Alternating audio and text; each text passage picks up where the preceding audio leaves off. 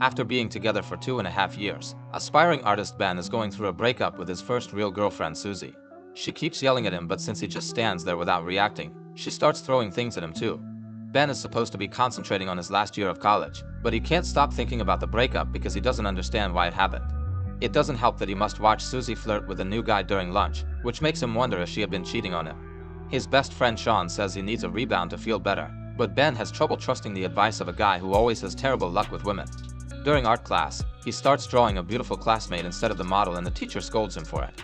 Living in a student accommodation house means Ben shares the building with 120 people his age, so every night he hears them getting dirty. Tonight he can't sleep, so he decides to call Susie, waking her up. He apologizes to her and asks her to get back together, but she turns him down and mentions the new guy. Afterward, Ben still can't sleep and starts looking at his pictures with Susie. He considers burning them, but can't bring himself to do it. As days pass, Ben develops insomnia. He tries a bunch of methods to try to sleep, but nothing works, and even though he chooses different activities to keep himself busy, his thoughts keep going back to Susie. One evening he's getting snacks at the grocery store and notices that they're looking for employees for the night shift. He fills in an application and ends up zoning out during the interview, but he gets the job anyway. Now Ben can start using his insomnia to make some money. One of his co-workers is Sharon, the cashier, who is very nice and welcoming.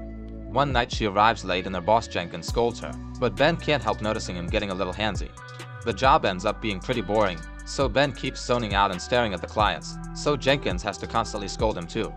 Sharon keeps her watch covered with tape and avoids looking at the store clock because looking at the time makes it feel slower. Ben's other co-worker is Barry, who went viral on the internet once over a silly bicycle video. Since then he spends his nights at the store on a scooter. Barry and Matt are in charge of the meat section and spend their time making inappropriate jokes with the products. They also play pranks like putting naughty-looking shampoo bottles in women's baskets to see if they buy them to use as dirty toys. One night when Jenkins isn't around, Matt and Barry try to start a scooter race, only to crash against a lady's shopping cart. 2 weeks pass and Ben is stuck in the store's boring routine. Desperate to find a way to make his 8-hour shifts feel shorter, he starts imagining that he can freeze time as if pausing it with a remote. He pictures himself walking among all the clients without being judged or stared at, but he can stare at the women he finds hot all he wants. While doing all this daydreaming, Ben also thinks about his past and how he became interested in capturing beauty with his art. When he was a child, his parents took in a foreign student who liked to walk around the house with no clothes on. Seeing her bare form woke something up in him, and back then he wished he could stop time to stare at her forever. Now he keeps imagining how useful it would be to be able to stop time. He could undress the store clients and draw them to his heart's content, admiring their beauty without reservations or judgment. He could fill a whole sketchbook just with random women doing their shopping, and he would make sure to fix their clothes afterward.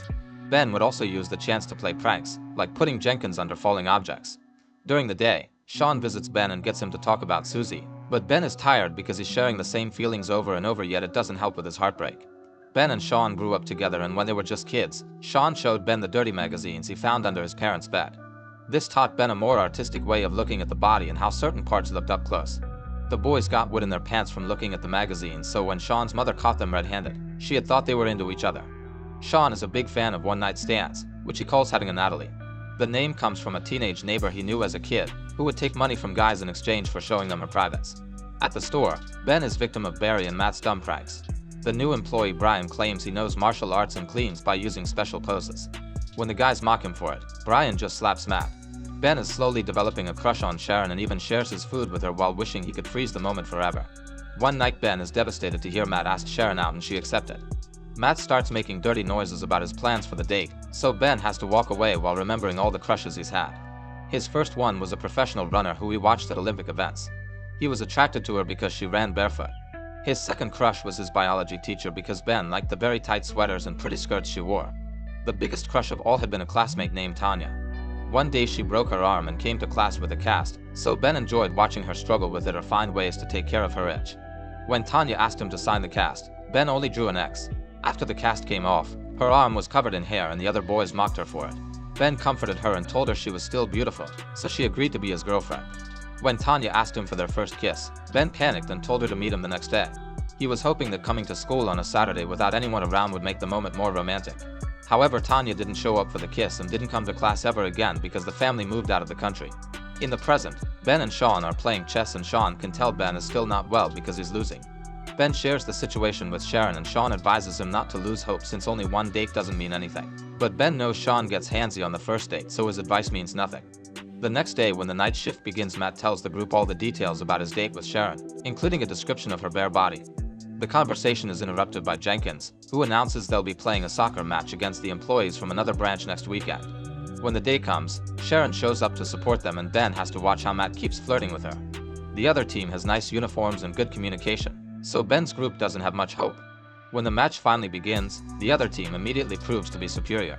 Ben's group keeps falling and bumping into each other, not to mention Jenkins keeps taking business calls in the middle of the field.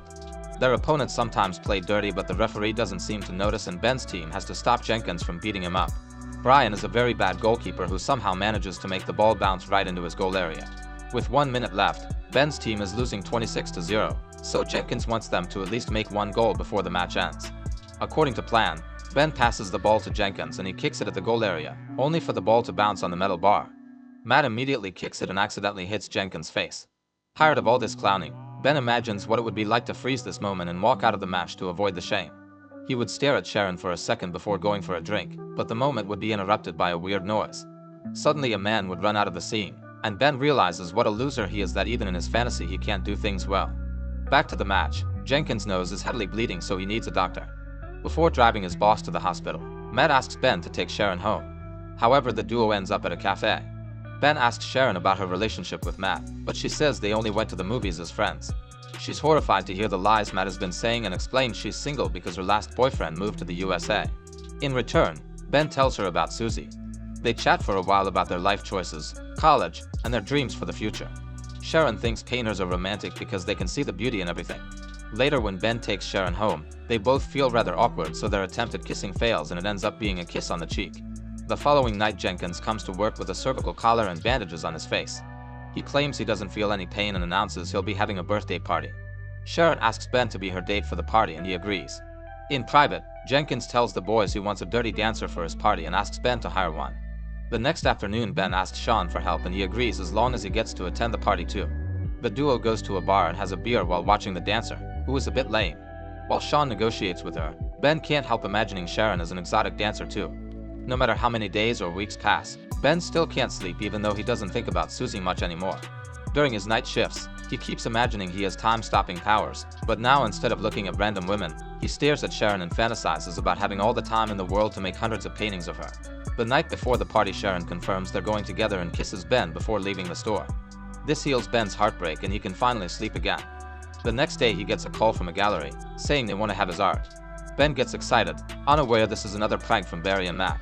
Moments before the party, everyone starts getting ready and spends a ridiculous amount of time in front of the mirror. Ben picks Sharon up as promised, and Sean shows up with his current fling. To Ben's shock, Susie is at the party as well because Jenkins is her boyfriend's brother. They have an awkward but well-mannered greeting and Ben manages to ignore her without feeling bad. When the naughty dancer finally arrives, she offers a good show for Jenkins, but her bodyguard prevents him from touching her. Sean records the whole thing and when the dancer turns toward the camera, he realizes this is his old neighbor Natalie, so he invites her to stay for a drink. Meanwhile, Jenkins tries to kiss Sharon and invites her to his room.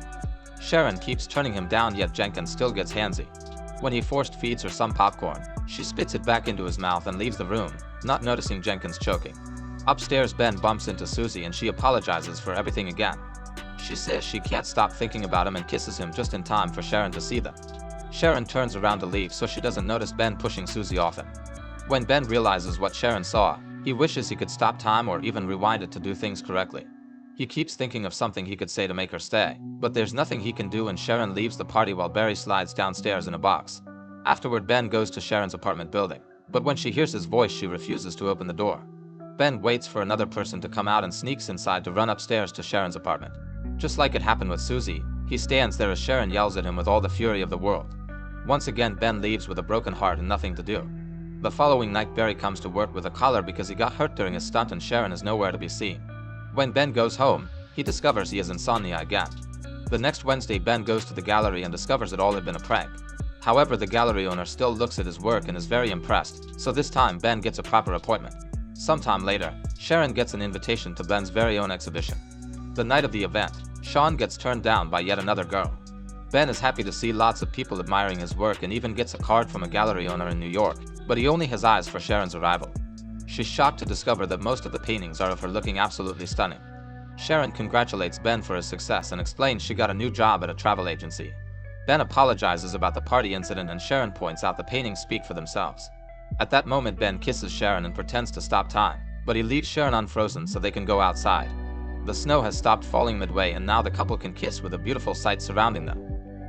Make sure to subscribe and turn on notifications so you can watch more videos like this. Thanks for watching.